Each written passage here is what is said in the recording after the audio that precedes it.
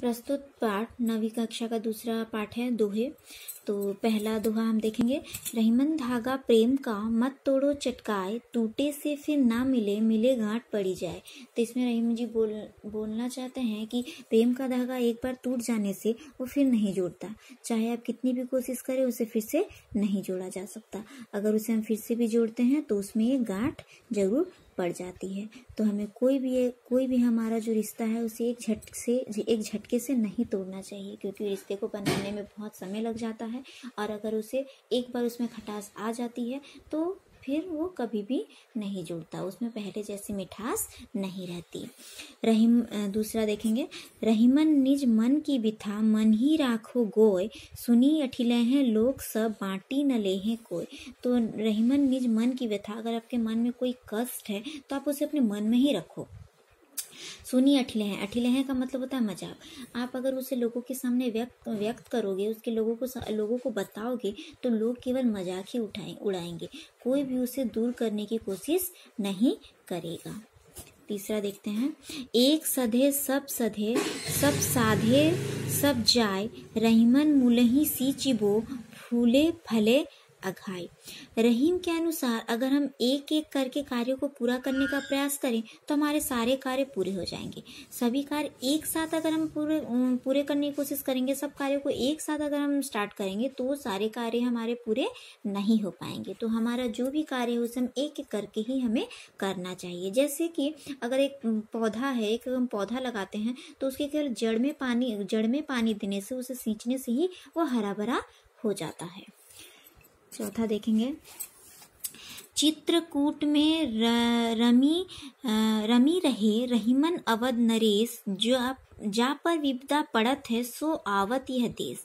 चित्रकूट में अयोध्या के राजा राम आकर रहे थे। जब राम को वनवास दिया गया था तो उस टाइम पीरियड में वो वनवास के समय वो चित्रकूट में गए थे। तो कहा जाता है इस स्थान की याद लोगों को तभी आती है जब उन्हें उनके ऊपर दुख पड़ता है। तो इस स्थान की याद दुख में ही आती है। जिस पर भी विपत्ति आती है, विपदा आती है, वो शांति की खोज में इस स्थान पर अपने आप ही खिंचा चला आता है। दीर्घ दोहा अरत के आखर थोरे आही, ज्यों रहीम नट कुंडली सिमिटी, कूदी चढ़ी जाही। तो कहा जाता है कि दोहा जो होता है उसमें अक्षर बहुत कम होते हैं, बहुत कुछ ही अक्षर होते हैं, लेकिन उसमें अर्थ जो होता है बहुत बड़ा होता है। जिस प्रकार कोई कुशल जादूकर अपने शरीर को सिकोड़कर तंग मुंह वाली कुंडली के बीच से निकल जाता है, उसी प्रकार कुशल दोहाकार दोहे के सीमित शब्दों में बड़ी बड़ी बातें, बड़े बड़े गहरी बातें उसमें डाल देता है। धनी रहीम जल पंख को, लघु जिए पियत अघाय, उधड़ी बड़ाई कौन है, जगत पियासो जाए। पंख का मतलब होता है कीचड़ और उधड़ी का मतलब होता है सागर। तो बोला गया है कीचड़ का जल महान है, क्योंकि वो लघु जीव, जो छोटे छोटे जीव होते हैं, वो उस कीचड़ वाले पानी में जीवित रहते हैं। लोग सागर के किनारे आकर ही प्यासे रह जाते हैं। मतलब यह है कि महान वही है जो किसी के काम आता है। कीचड़ का जल बहुत ही गंदा होता है, बहुत ही हम उसे देखकर घृणा व्यक्त करते हैं, लेकिन उसी कीचड़ के जल में बहुत सारे प्राणी जीवित होते हैं, छोटे छोटे कीड़े मकोड़े उसी पानी को पीकर वो जीवित रह जाते हैं। लेकिन सागर जो कि इतना महान है, उसमें अथाह जल होता है, लेकिन अगर हम प्यासे हैं और उसके सामने अगर खड़े हैं तो इतना पानी होते हुए भी वो हमारी प्यास को नहीं बुझा सकता। तो कोई भी व्यक्ति अपने आकार के अनुरूप बड़ा नहीं होता है, बल्कि अपने कार्य के अनुरूप बड़ा या महान होता है। नाद रिझी तन देत मृग, नर धन देत समेत, ते रहीम पशु से अधिक रिझेहूं कछु न देत। तो संगीत की तान पर रिझ कर हिरन शिकार हो जाता है। कहा जाता है कि एक मतलब संगीत के लय को सुनकर जानवर या फिर हिरन जो होता है उस लय के पीछे पीछे चला जाता है और शिकारी उसे शिकार करके ले जाता है। उसी तरह मनुष्य भी प्रेम के वशीभूत होकर अपना तन मन सब कुछ न्यौछावर कर देता है।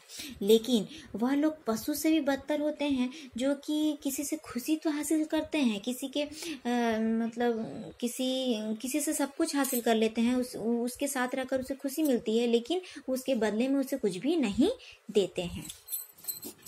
बिगड़ी बात बने नहीं, लाख करो किन कोय, रहीमन फाटे दूध को मथे न माखन होय।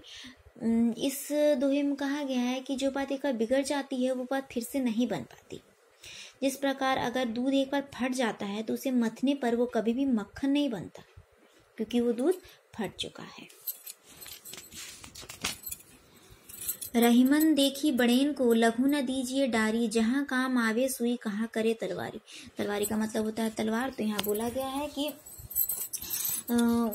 किसी भी वस्तु को देखकर, उसके आकार को देखकर हमें ये फैसला नहीं करना चाहिए कि वो महान है, बल्कि उसके कार्य को देखकर हमें ये फैसला करना चाहिए कि वो कितना महान है।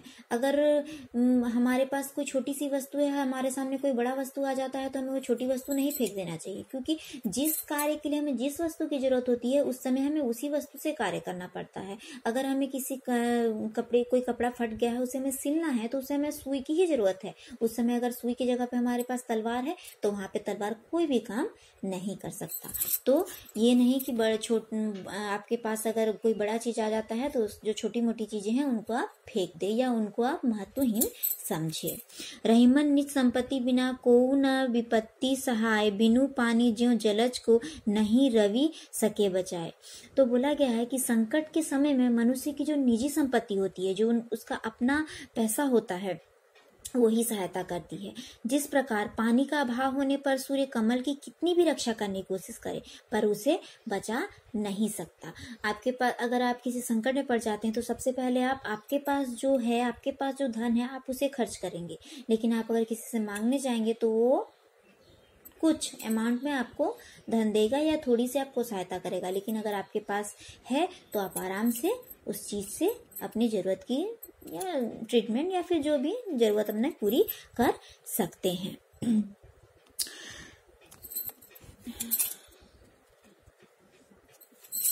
तो वही कहा गया है कि बाहरी लोग कितनी भी सहायता करे, लेकिन आपकी अपनी संपत्ति जो आपकी सहायता करेगी वो बाहरी लोग भी आपकी सहायता नहीं कर सकते। रहीमन पानी राखिए, बिन पानी सब चून, पानी गए ना उबरे, मोती मानुस चून। तो इसमें पानी के 3 अर्थ बताए गए हैं। पानी का मतलब पानी का अलग अलग जगहों पे अलग अलग अर्थ बताया गया है। पानी बहुत ही महत्वपूर्ण है।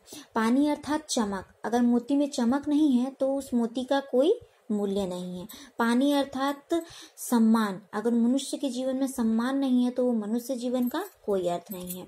पानी का अर्थ है यहाँ पर अगर रोटी गूंदना है, आपको आटा लगाना है, आटा लगाने के लिए आपको पानी चाहिए। आपको रोटी बनाकर रोटी खानी है, लेकिन अगर आपके पास पानी नहीं है तो आप उस सूखे आटे का कुछ नहीं कर सकते। पानी होने पर ही आप वो आटा गूंदोगे, उसके बाद उससे रोटी बनाकर आप रोटी खा सकते हो।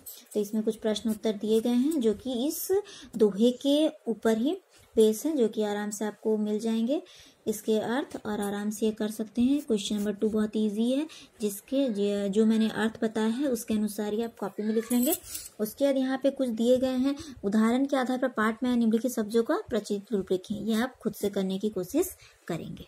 Thank you.